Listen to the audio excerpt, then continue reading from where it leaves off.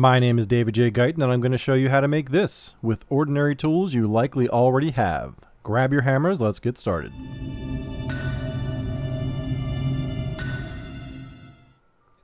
Get the template to make this yourself by clicking the link under the video or in the upper right hand corner of the video.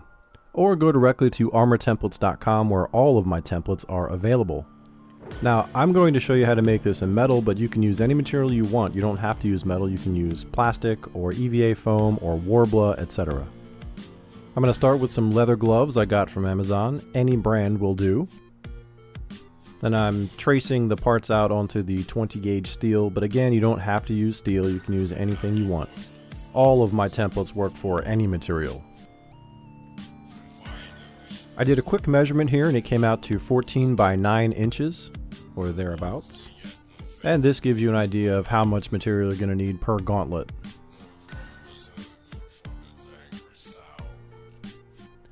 Cutting the parts out is the least fun part of this process, but obviously necessary. But this can all be done with ordinary aviation snips. No special tools required. These are called needle files, and these are a little expensive, but you don't need to use these. You can use the regular $10 files you can get from Home Depot or Lowe's. See how the parts have to fit together very accurately. That's very important later on. Using a Scotch-Brite pad in a circular fashion, I can put a satin finish on this steel. On the left is unfinished steel, and on the right is the steel that is finished with the Scotch-Brite. Here I'm beveling the edges. This allows the metal to look like it's a lot thicker than it really is, and it makes it look a lot more professional. This step is not necessary, but if you want it to look professional, I suggest doing it. It's not hard. And here's all the finger plates. If you've been a fan of this channel for some time, you've seen this jig before. This is a 1 inch inside diameter and a 3/16 or 3/4 outside diameter pipe that I've made into a jig here. And I'm just basically going to make some lines here with an awl first and then hit this with a hammer so that I get a little bit of a curve. Now normally I hit this with a hammer and put it all the way down, but I just wanted a gentle curve this time, so I didn't go all the way down, as you can see.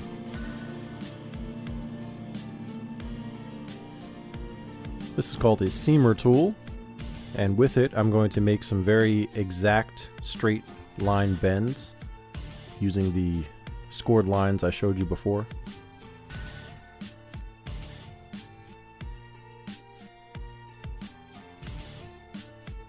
And now using a ball peen hammer in a vise, I'm going to just round the edges a little bit.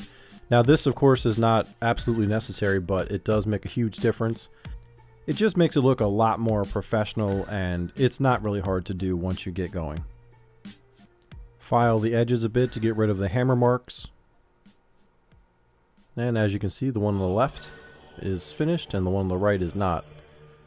Very much improved. Now, as you're fitting these parts together, some of these parts will have to be bent in or out to allow for better movement so that they don't interfere with each other while moving. So to do that, I have a regular pair of pliers here with some tape on them to protect the surface. And I just bend them in and out as needed. Now all of the copper parts are completely optional. You don't have to put these parts in at all, but I thought it would be kind of cool, so I threw them in here.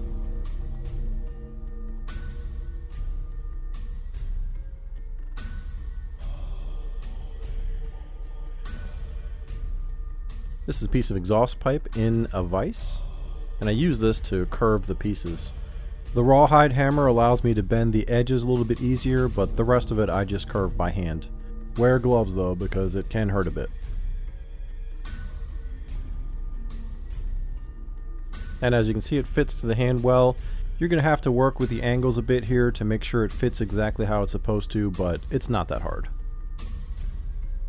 Here you can see how these pieces fit together. And now that it's curved, I can cut this little part out for the medallion. Again, this part is totally optional, but it's a good place to put a little logo or some little custom thing that you've designed.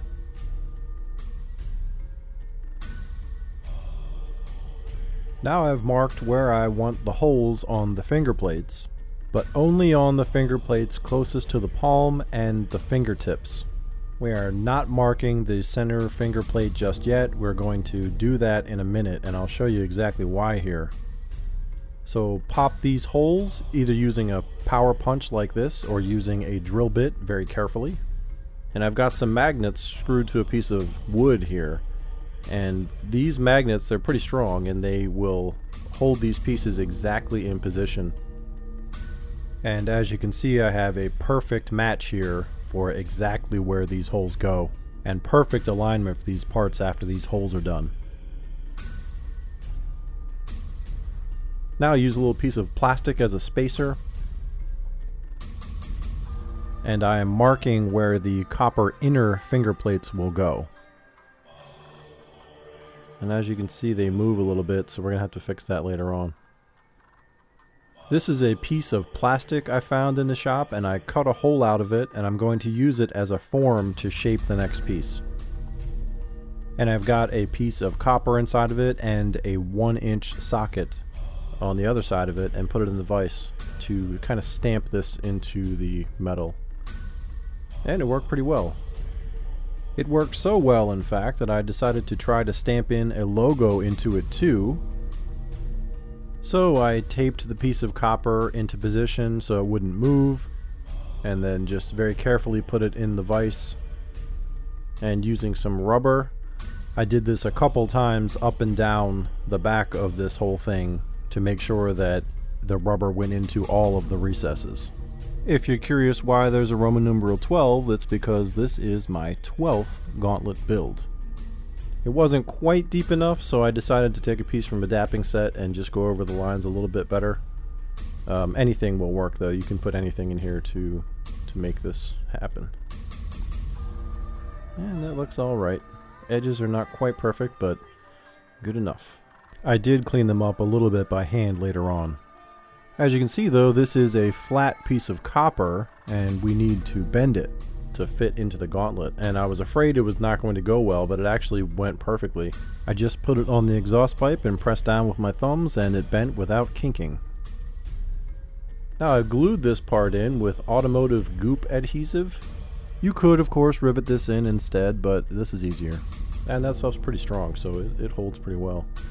And here are all of the parts laid out on the table.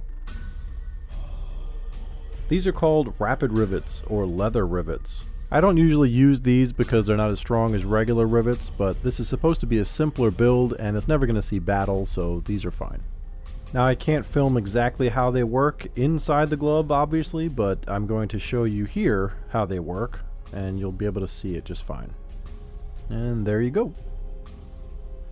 Now each finger has 4 rivets, but each rivet shares 3 holes.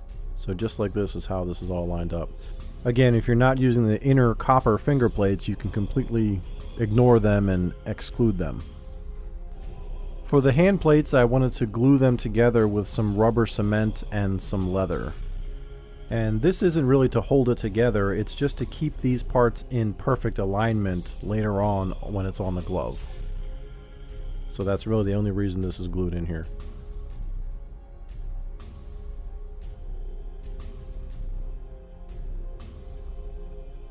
And here I've got some strips of leather cut out, and I'm going to be riveting them into the end of the fingers. And the reason I use the strips is because I did not want to have a rivet holding this to the glove here at the end of the finger because it wouldn't look very professional. Once you get the fingers in position, you kind of have to figure out where the rest of the pieces go on the glove. And you have to be very careful and plan it out because everything has to be in perfect alignment when it's finished.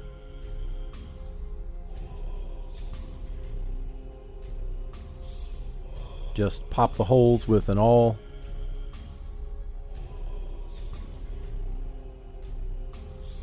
And this is a neat little trick. Obviously I can't film inside the glove, but you can see here in this piece of leather, if you use the awl as a guide, that's how you can get the rivets through the glove pretty easily. Now this part here, not this one, I had to put a rivet in each of these parts because they were kind of coming free from the glove. So just on the first knuckle bend. But it was fairly easy to do, as you see me doing here.